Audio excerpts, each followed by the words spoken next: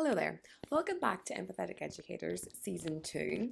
And we are now in Episode 2. And we are joined by, as you can see below me, Kecia Mc Donald and Lauren Kaufman today.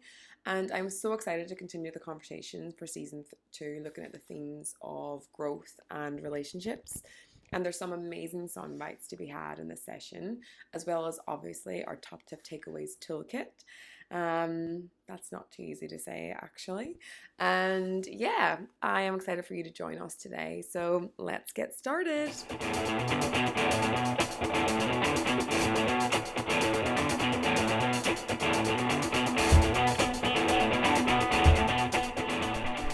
Hello there. Welcome on board Adventure Airways with Empathetic Educators. This is your cabin crew speaking, Naomi Toland, and I am buzzing for you guys to be back if you're returning, or if it's your first time. I'm excited for you to join in with the fun today. And so, as you can see on this side, we have just had our Twitter chat at #empathetic_educators, and there's more and more educators joining in every week from all around the world, which is so exciting. And so the topic this week was psychology. So as I'm recording this before the session, I'm just so buzzing about all those takeaways from last week, and I'm sure there's amazing takeaways from this week too. So I just wanted to pause and just share some insights from some of the people who are joining in the chat and see, if you haven't joined in, what you're missing out on. So we have our Dr. Chris Moore, and he's from my neck of the woods back home, and he just shares every single week these amazing visuals that you can take away and use in your practice, or use to just think about your thinking for yourself or for your learners and people around you. And so I just wanted to pause and just share this visual with you. And I think it's amazing that one of the questions said about the importance of seeing our learners and seeing people in front of us and actually joining them and meeting them where they are. And we actually touched this topic in the conversation today with Lauren and Kecia, reflecting on the innovator's mindset. But I just wanted to share this little visual with you. If you're watching on the YouTube channel, and if you're not, it'll be in the link in the description as well if you're listening on the podcast. And it basically says, "I see you, being connected during the coronavirus crisis." So all this show is about is empathy and connection and relationships, especially as a theme. And I thought it was a really great takeaway to allow you to join in and see how you can see people and show that connectedness and build those foundations and relationships across the board. So thank you so much, Dr. Chris Moore, for joining in with our chats every week. And if you haven't joined in with #empathetic_educators, I would love if you could join in with us and just join in the fun and connect with educators from all around the world. So yeah, check that out on Twitter. We also have our reminder of our app where everything goes and all these things are updated every single week. And we also have our amazing live Q&A with George Couros. And that's going to be happening on the 5th and the 6th of December, depending on where you are in the world. So just a little reminder of that. You can actually take part. The link goes out during the show, and the link goes out actually during the Twitter chat. So you can take part in the Q&A. You can ask him questions, or you can just be an audience member and listen into the insights as well. So watch out to see how you can actually join in with that Q&A session that's going to be happening in December in a couple of weeks' time. All about connection. So that, without further ado, let's get our seatbelts on and take off into our session with the amazing Kecia Mc Donald and Lauren Kaufman. And I just really, it just shows the importance of how we can connect in the world, because I actually searched educators who are using #innovators mindset in their learning, in their practice, in their connections, and that's how I stumbled across Lauren. So I'm so grateful for how we can just connect and find like-minded people, but also, like she says actually in this conversation, find people who we might not be like-minded with, and see how we can grow together too. So without further ado, I'll let them introduce themselves, and I hope you enjoy the session. Enjoy. Okay, my name is Kecia Mc Donald, and I am an educator in Hawaii on the Big Island on the west side of Kona, Kailua Kona on the Big Island of Hawaii. I'm fairly new to education. This isn't my second midlife career. This is kind of my eighth career. And so I have been a classroom teacher. I have been a curriculum coordinator. I was another long title, and now I'm currently at the district level supporting EL teachers and EL learners. So I've had several roles in my 5 years in education. I also bring a lot of my knowledge from the education from being a mom, because I have kids in school. I see what they're going through, and I kind of do enjoy having both sides of, actually there's three sides to the story. There's the parent, the student, and the teacher side to the story, and we all experience education very differently. So yeah, I have a very varied background. I've moved 26 times, and I've lived in 4 countries or more, and so I think that life experience has helped me as an educator, and to have that connection to my students, and to build a different maybe idea of learning in my classes, because I haven't just gone straight from being in school to teaching school. I've had a lot of things happen in between. So that's how my background really influences my teaching. Lovely. Great to have you here, Kecia. Thank you. Thanks. And Lauren?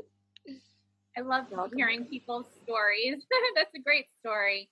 My name is Lauren Kaufman. I'm from Long Island, New York. That's where I currently reside and also teach. I've been in education. This is my 15th year in education, and I've had an incredible journey. I'm so grateful for all of the experiences that I've had. I started as a teaching assistant, and then I became a classroom teacher.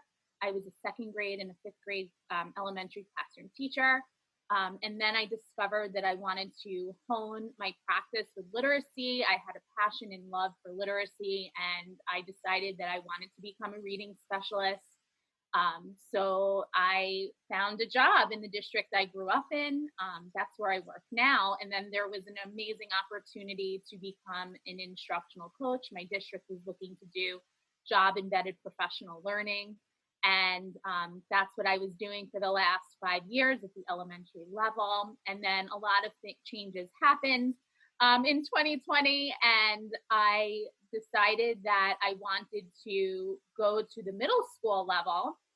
And I'm teaching literacy now to 6th to 8th graders. And the experience has been absolutely incredible. I actually really love this age, and I'm learning so much. I am being stretched so much. I'm really developing so many more new skills at this level.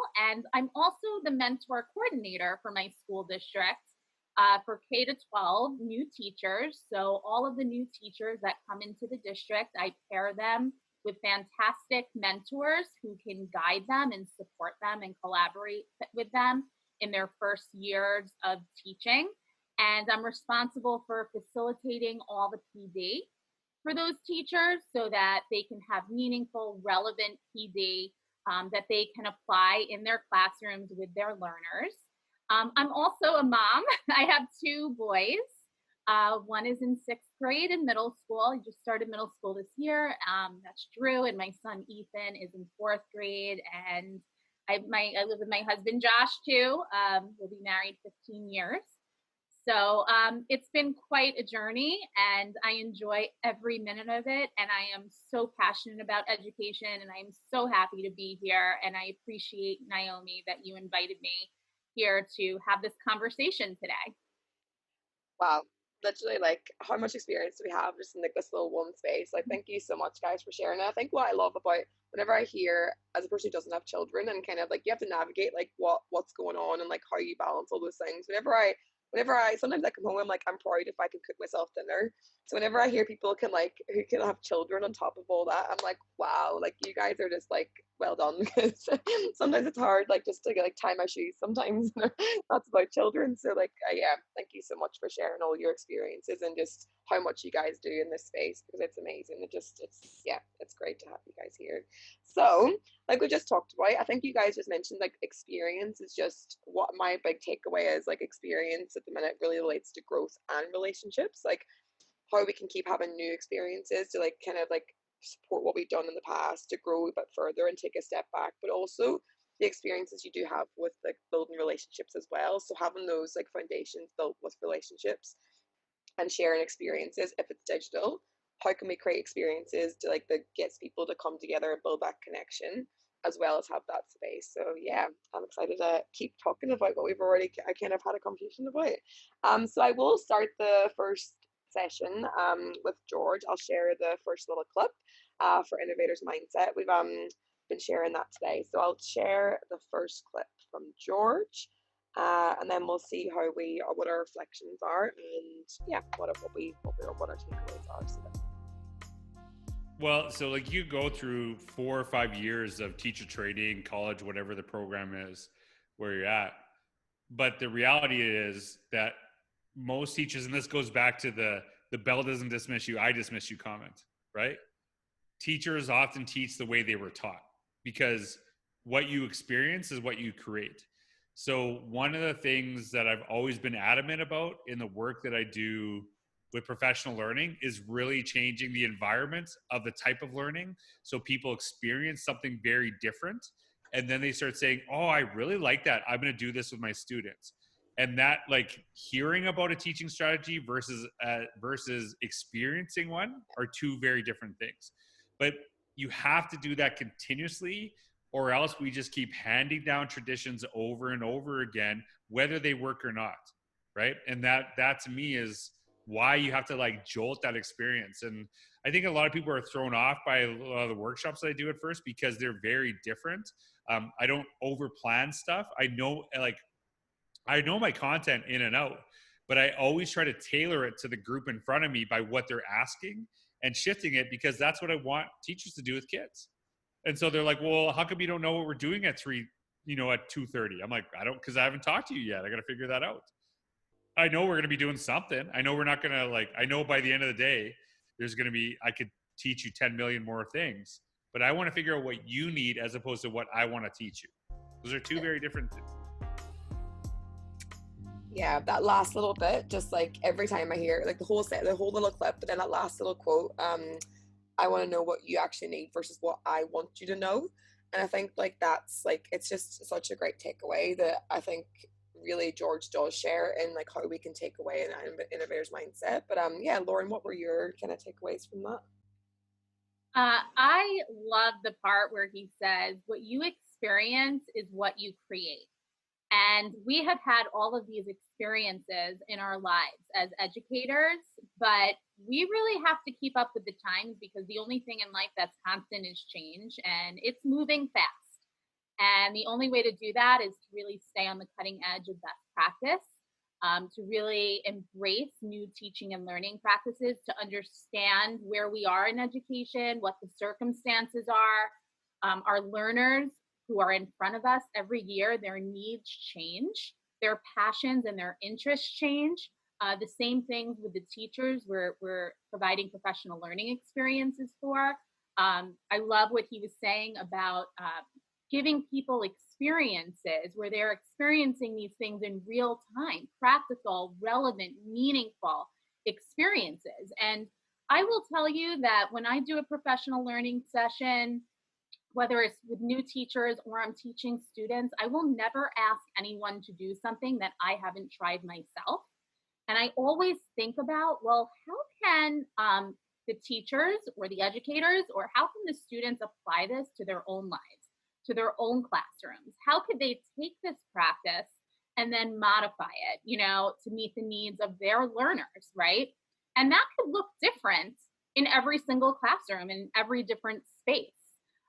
Also, giving kids voice and choice, just like teachers too, giving them voice and choice. Educators have a lot on their plate, and we have to make it worth their while, the time that we're with them. So we have to think about what are we doing to meet their needs. The other thing I've been thinking a lot about lately is I feel like the educators that I'm crossing paths with, everyone is trying to kind of learn these new digital tools because we're in these virtual spaces. And it's like, well, how many digital tools can I learn? And it's really not about that. I'm really actually not into bells and whistles at all. I'm really, really focused on the learner and the learning. I watched this podcast by Katie Novak and Brianna Hodges' Future Ready podcast. It was a couple of weeks ago, and Katie Novak, who wrote Innovate Inside the Box with George, actually talks about how, you know, it's like a keeping up with the Joneses thing. Like who's learning this digital tool and what did they know that I don't, you know, and you can get overwhelmed during that. But she says something so brilliant, like you have to start with the learner. It's like, what do you want the learners to know and what do you need them to do, right? And then you get the tools, the digital tools to support that learning. So when George is talking about like providing those experiences that are meaningful, and you really want to focus on the creation and not consumption of learning, focus on what's important. You know, time is valuable, especially now. Teachers are really stressed. They are really overwhelmed with the work right now.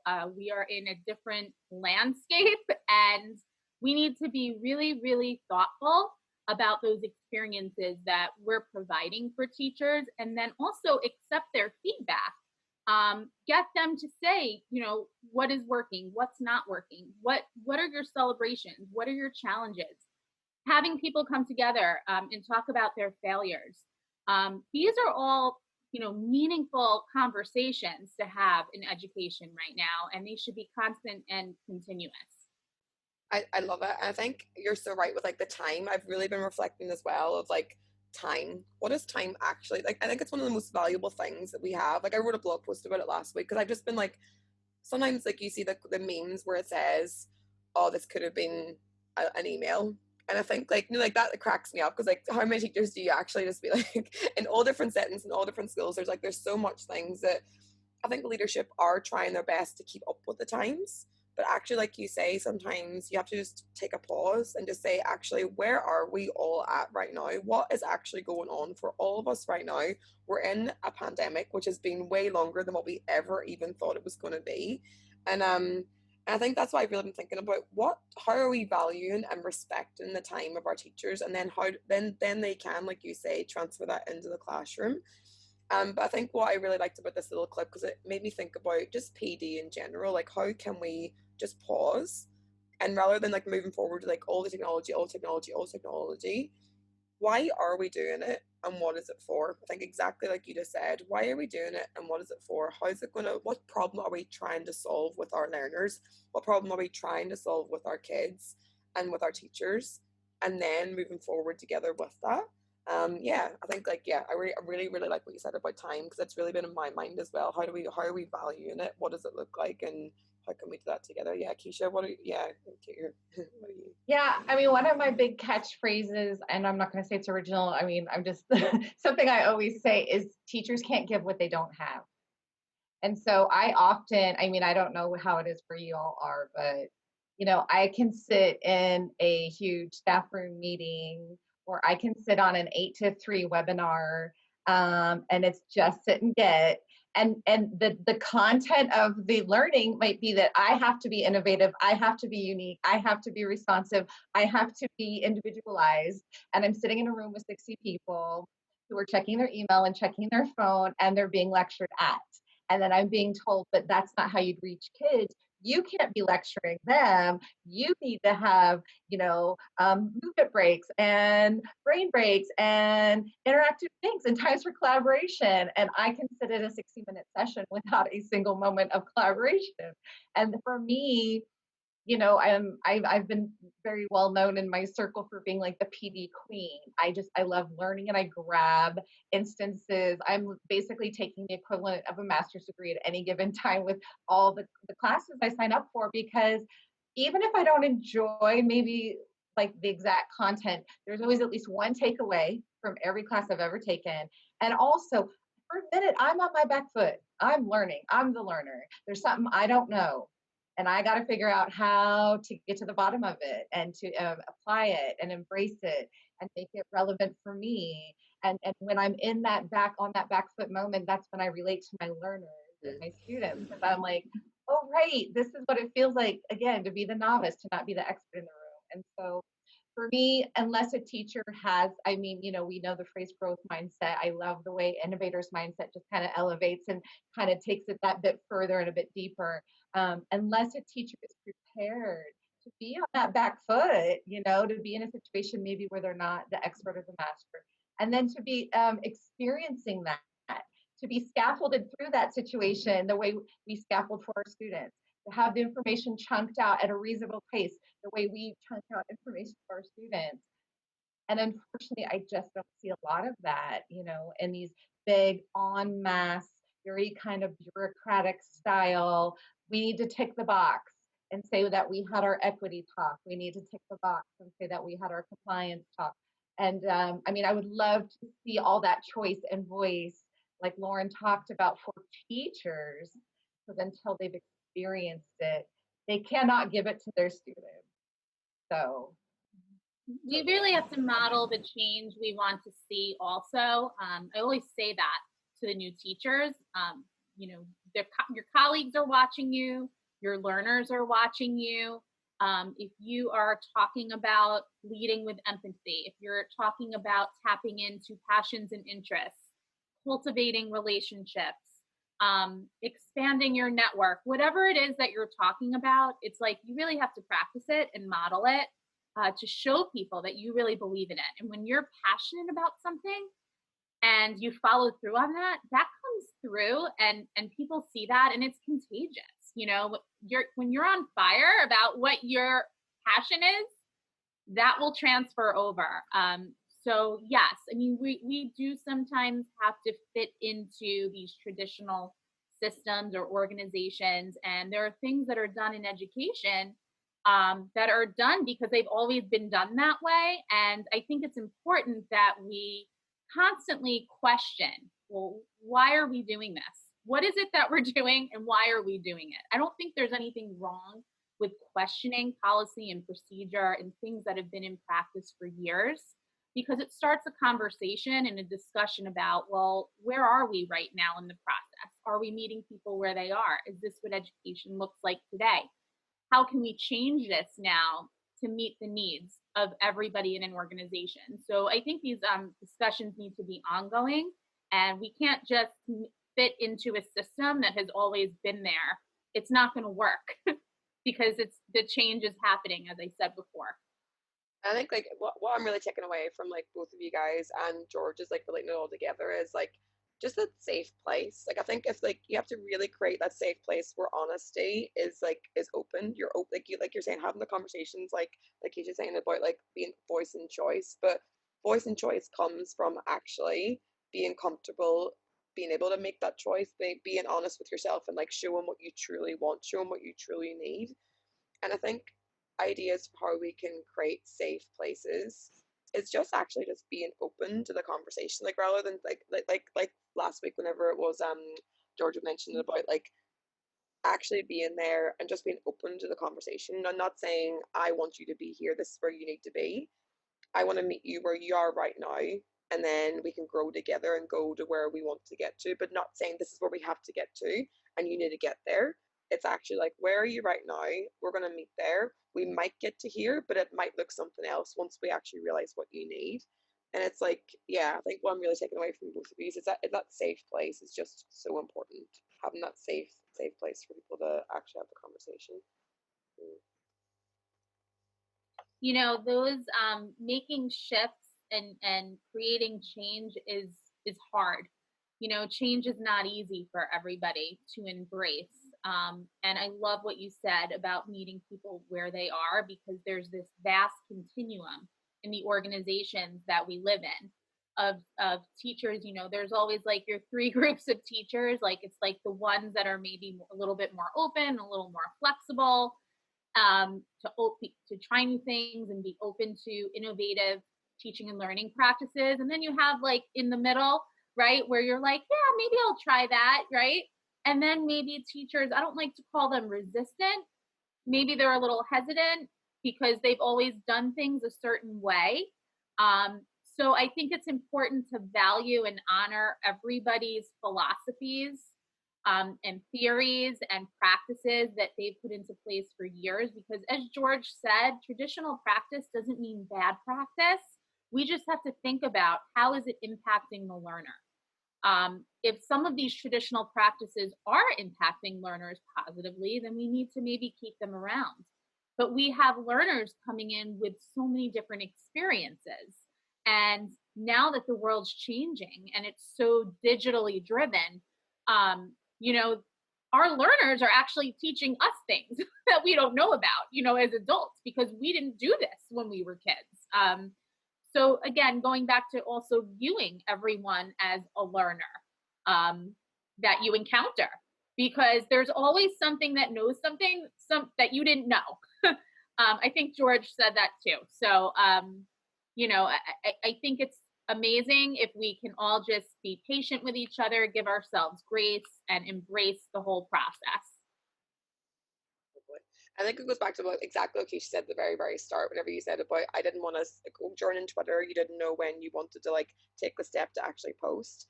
Just actually feeling that and just actually knowing like that's that nervousness. It's a lot of people don't, like you're saying, it's not resistant. Actually, people are just hesitant towards actually what it's taking a risk, it's taking a step, it's changing what you might feel like, and actually it's being aware that how that's feeling for people. Why are they feeling like that? How can we create a safe place again for that space? So yeah, great takeaways, guys. Love it. So yeah, we'll look at the next little video of George, because I think another great takeaway in this space. Well, I think it's different for everybody, and I can only talk from my own experience. Yeah. I think that a lot of the things that I do today that have made me successful, in my opinion, the things, and I'm not saying I'm a successful person, but the things that I do that I'm proud of are actually because of school, but they're not because of academics. And I think that's like in North America, there's, you know, a lot of focus on like, hey, and no teacher wants this, but like we need more time, you know, teaching literacy. And so what does go? Like our fine arts. But the reason I get to speak all over the world is because of my, you know, elementary music teacher. And then, you know, one of the concerns I have about going back after, you know, the pandemic, going face to face, is they're talking about, you know, not having sports. And I would actually say that all the work I do in leadership, it started when I played team sports.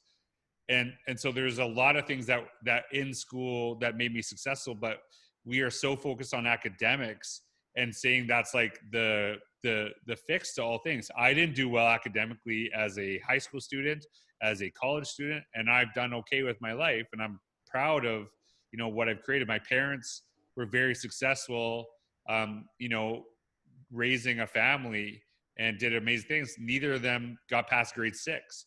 So I think what's really important is that we start shifting our thinking of what, first of all, what success means, how it's very individualistic, and that kids actually have different pathways to get to that in school. Because if you think about it in this context, right? So Naomi, you teach, you know, year 3 and 4, you said. Do you believe that when you were hired for that job that your high school transcripts actually mattered? Like anybody even looked at them? But we tell our kids, like, it's so important you get good grades. But then they apply for jobs and nobody cares what their grades were in school. And here's why, like, this is actually really important, because schools are the ones that actually churn out grades. But everybody listening to this, and you know this too, and has actually had someone who's been brilliant in their content who can't teach. Like everybody knows a math teacher who's brilliant at math who can't teach math. And so their academic scores could have actually shown, hey, they know these subjects inside out, but that doesn't actually make you a great teacher. And I'm not saying that if you have good scores, you should feel guilty right now. I'm not saying that at all. But really, we've said scores, grades are so important. But then we also are in a profession where grades don't determine how successful you are. So then what does that tell us, right?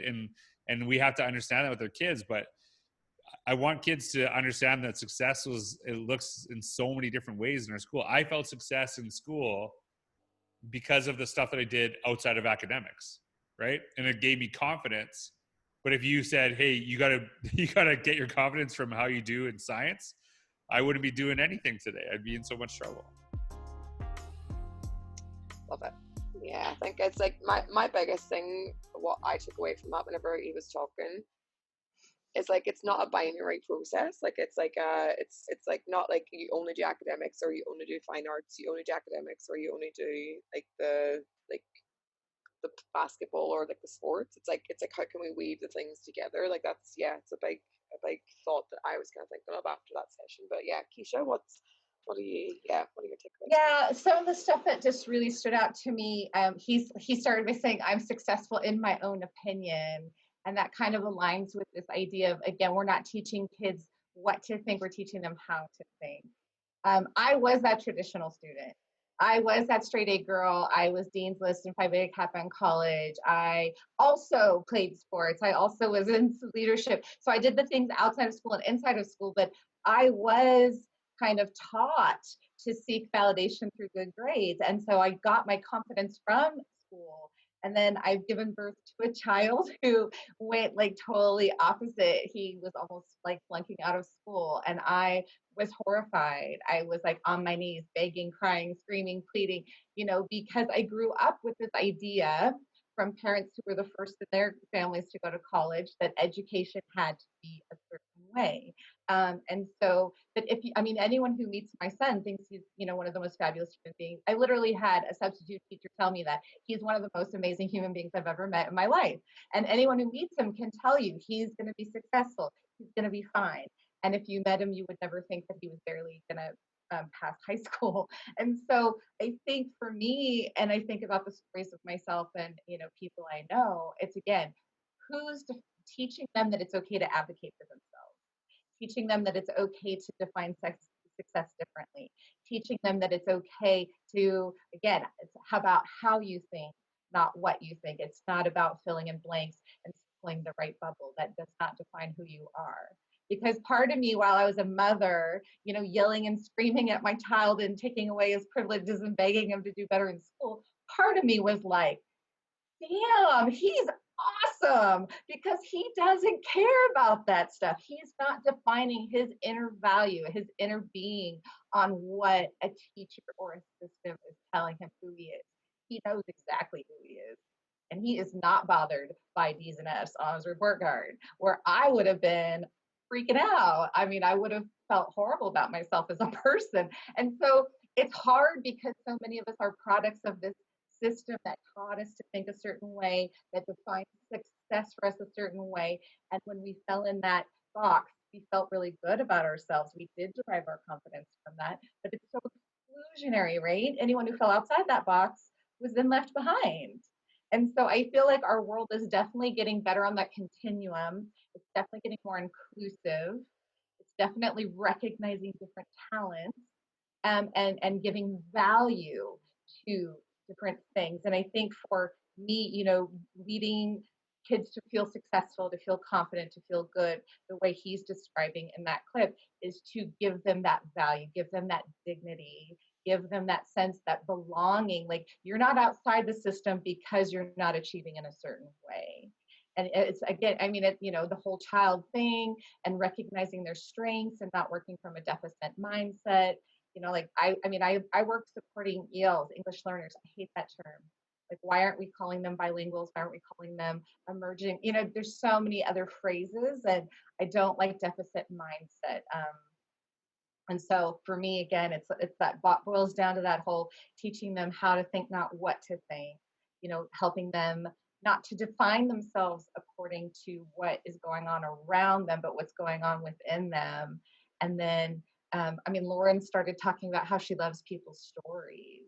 And that's where this empathy piece comes in, right? Really seeing the value in each individual in their story, making children feel that confidence to share their story, be proud of that story and own that story, even if that story has D's and F's on their report card, because they know they are that kid who will go and sit with the other kids in the cafeteria who maybe don't have friends, and they know that makes them a good person. So just helping them to see that, again, success comes in so many a range of varieties and colors, and eventually getting a system that recognizes that as well, and being a part of that system, right? I hear teachers all the time, but it's the system. It's the system. We can't just change it. We have to scrap the whole thing. I mean, like Lauren was saying, keep what is good, keep those things. We don't have to throw everything out. But, the system is built like one classroom at a time, one teacher at a time. If you are instilling those values in your classroom with those kids, I mean, here George Couros can talk about his elementary school teacher. She stuck with him. That value stuck with him. And we can all be that teacher too, regardless what is going on in the system. And the system's broken and I can't operate with this. Well, then don't. Be who you are in your classroom, instill those values, show those kids who they are, let them have that pride in themselves, and then they'll take it out with them. And then that's how we're going to change the system eventually. Oh, I love it. I love how your eyes like lit up, your passion. You're just like, actually, I got another thought. This is what I really wanted. This is like what I would like to happen. I love it. But I think it really comes back. I'm the same. Like I was like a straight A student, like always like getting like the grades. But exactly what you said about where do you get your validation from? If you're putting all your validation, like exactly like whenever I was 21 starting teaching, I was expecting everything to be, once I tick that box, it should work out. Once I tick that box, it should work out. Once I tick that box, it should work out. But that's not the way life works at all. And that was where like my biggest, hardest, like trying to be an adult, thinking like, oh, I'm just like get the tick box and it should be fine. But that resilience, that like if we're only putting our validation into getting things right or getting the correct academic score or always trying to wish that you were in that space, what you said was, it's okay to advocate for yourself. I love that. That's self-esteem. That's like owning what you are, owning where you are and where you want to be. It's just, yeah, thank you so much, Kecia, for those takeaways. That's beautiful. Yeah. I can't really remember when I look back on my childhood and my learning from elementary through high school, especially. I can't remember like specific lessons that teachers taught me, but I remember the way they made me feel. That's the Maya Angelou quote, right? You remember how people make you feel. And I also remember with such passion and heart, like all of the things I loved. Like I was a big theater person. I loved theater. I was in all the shows in high school. And that to me was everything. Getting up on that stage and to be able to shine in that way. I was kind of quiet in school. I didn't like to participate too much. I was more of an introvert. I still am an introvert, believe it or not. And I can turn it on when I need to. But getting up there and shining and sharing my passion for theater and singing and acting and dancing, those are the things I remember. So it's like we have to think about like, what do our learners and what do the teachers we work with, what do they care about learning? They have to care, and they also have to like people that they're learning from in the process, because those are the things that they're going to remember. So, those were some of my takeaways, and some of the most successful people I know always say to me that they weren't academically strong in school, because they would have rather been building something or creating something other than what they were doing in school. So I love what George said about giving learners multiple pathways, as part of the process, and also acknowledging that maybe college isn't for everybody. There are other ways to be successful and to be happy. And I think happiness is like the key driver of everything we do. If we're not happy and we're not healthy, then what do we have really? You can have great success and be financially stable and have all the money in the world and still be very unhappy. Or you could be exploring passions that you love with very little money and be the happiest person on earth. So I think going back to the stories, sharing your stories with learners and sharing your passions and asking them about theirs in the process. I mean, one of the things that I love to do with my learners is I do check-ins with them, social emotional check-ins, especially with the virtual learners who I don't get to see face-to-face all the time. And Dr. Mary Hemphill, who I learned about through George Couros, who did a podcast with her, she does a 1-minute meeting. She took a failing school and turned it around and made the students as the core stakeholders. And she asked them 3 simple questions. How are you today? What are your greatest celebrations? And what are your challenges? And those are things that I ask learners. I mean, information you get from them and the things you learn about them, you can embed right into your instruction, and it makes it so meaningful. So we really have to think about like the time we're using in the classroom. Like, we're not just driving through curriculum and content. It's not really about that. It's about making those connections, getting to know your learners and what they're celebrating and what they're struggling with, and then using that information to drive your practice. So those are my takeaways. Still loving this conversation. So I love it. I think like both what you guys have said about like, it's not, it goes back to not being a binary process. It's not about like academics are bad. Like, cause I love the fact that I love academics. Like I love maths. Like I'm a complete maths geek. I love it. But I also love painting a picture. Like it's a whole of me, not just like academics defines you.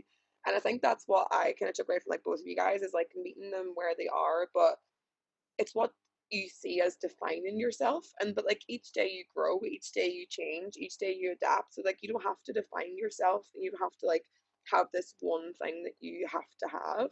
It's how can you let people find, especially in primary school and secondary school, whenever we're working with, like, they're just becoming little mini people. Like they're like they're finding out what their passions are. But like if you just say you're only good at academics, that's where you are getting your validation from, or you're only good at sports, that's where you're getting your validation from. It's just kind of seeing like how can we create little environments where they are able to share their resources from it as well. So yeah, it's yeah, great. Oh, I love it. It's I think after I'm just like thinking about it now, I'm like, there's so many little sound bites in what you guys are sharing, exactly with growth and relationships and just being vulnerable as well. Thank you guys for sharing like how your experience. Like I think like you're saying about Kecia, is like you needed that validation, but also as from a parent's perspective, like sharing like that you were getting angry whenever they weren't getting it right, whenever and it's completely, you want to help your child be as successful as what they are. And if you're seeing them as that's what success looks like for you, but if that's not what success looks like for your child, then how can you align it rather than looking from what you want versus what they need?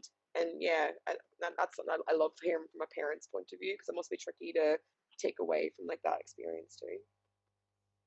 Being a parent and being an educator, it's like 2 different things. I have a harder time with my own children getting them to do things than I can get a whole class of when I was in elementary kindergarten students to respond to me. But my 2 children, they don't always have that time for me. So it's different.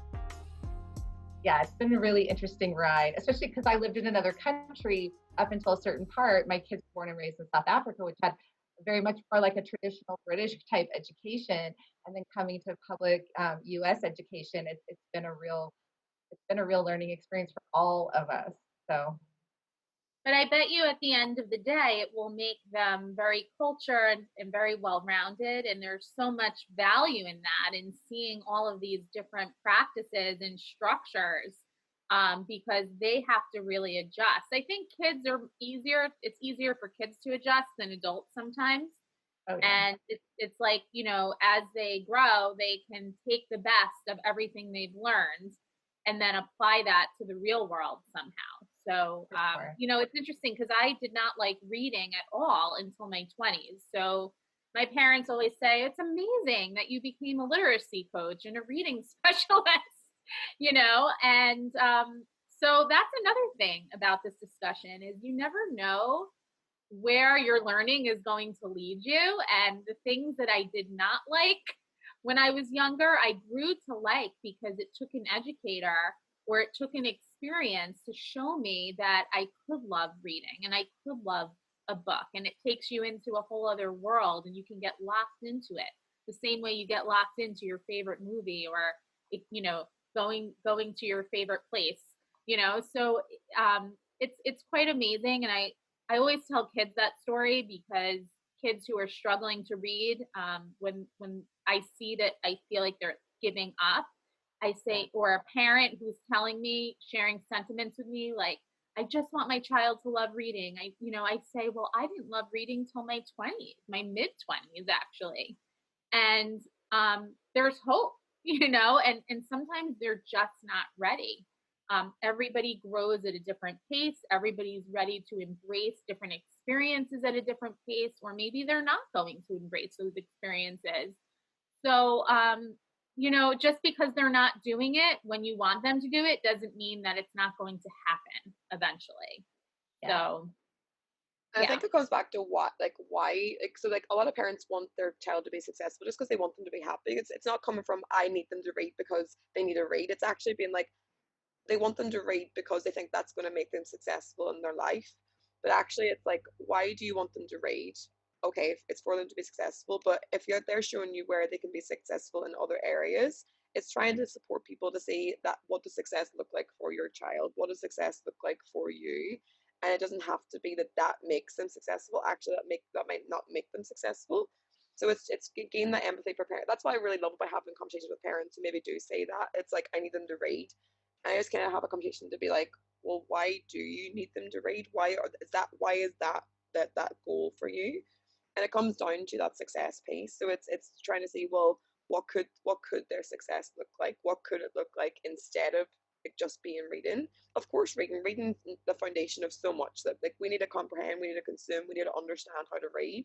But only having that as the one side of focus, how can we have both those pathways? Exactly, go back to what George said, like the pathways to success look different for all different people. So it's love it.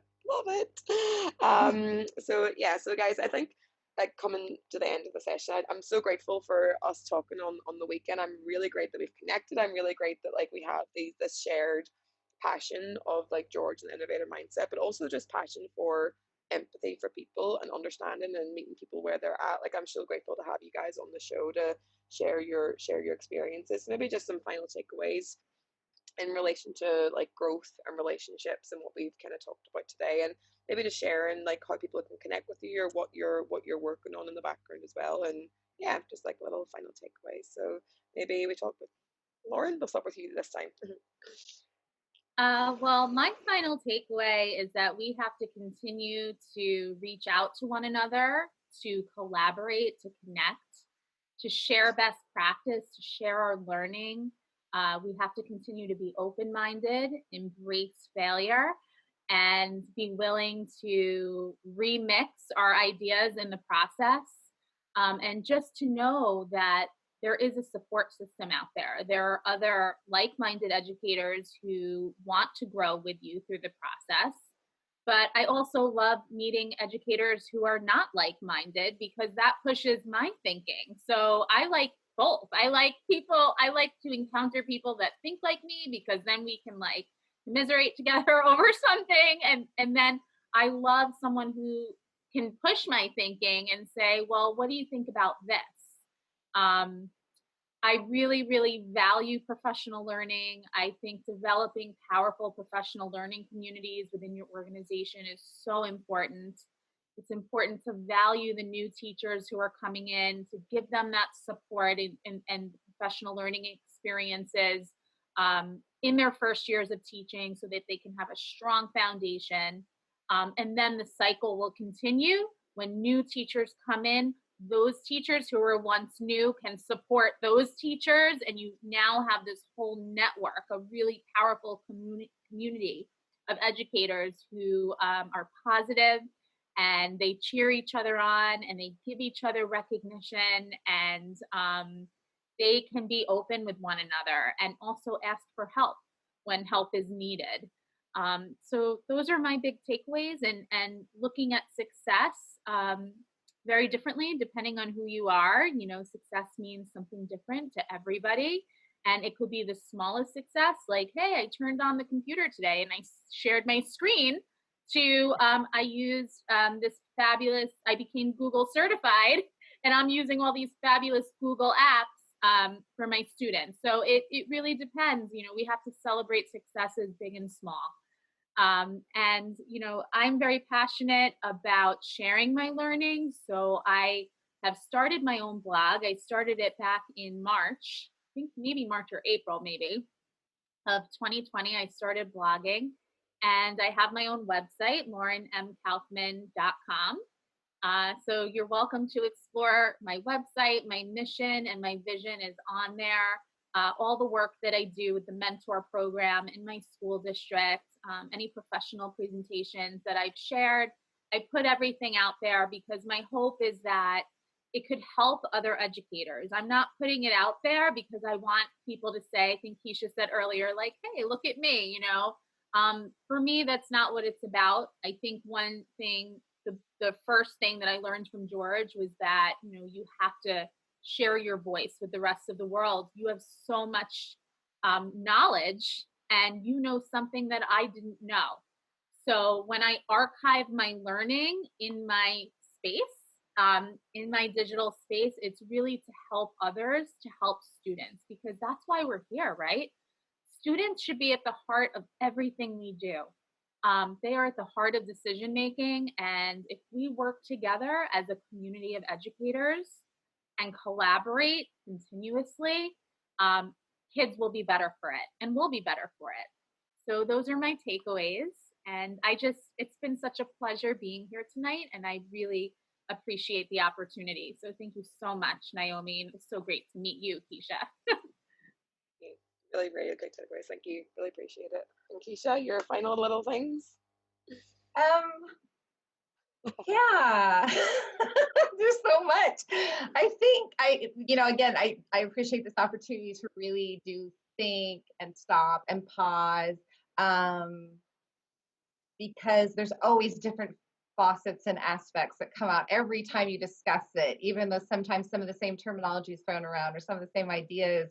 And again, that story, the perspective and the story sharing part is what always brings that other little faucet that you wouldn't have thought about.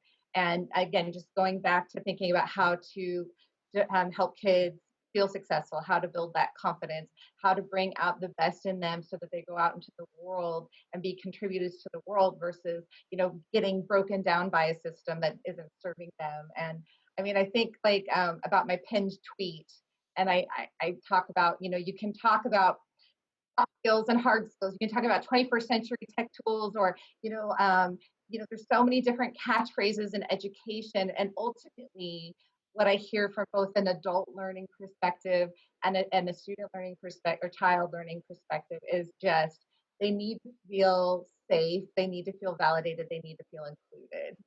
And if they don't feel those things, they will do something to get your attention in another way.